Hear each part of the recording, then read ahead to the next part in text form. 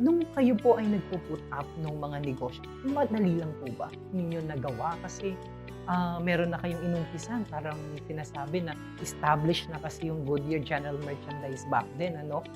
Naging, madali po ba para sa inyo yung pagdadagdag ng iba pang mga negosyo? Sa tingin ng iba parang ang easy for us, 'no? But usually the people see just the tip of the iceberg. Our struggles are like under the water, 'no?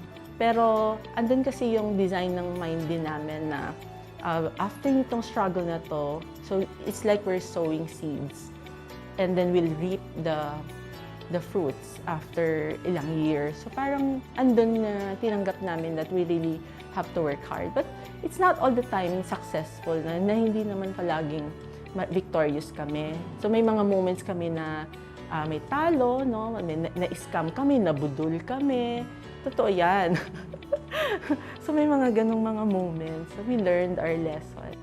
Dun sa nabudol kayo, magkano ang nawawala sa inyo dun sa nung nabudol kayo?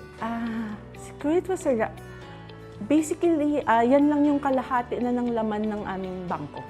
So, nasa almost 250 to 300,000.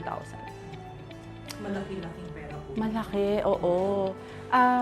Pero ang lesson learned ko dyan at natutunan ko sa aking nanay ay sinabihan talaga ako na huwag mag-aaway dahil sa pera. Because you can always make money. Pero pag nag-away kayo, mas damaging.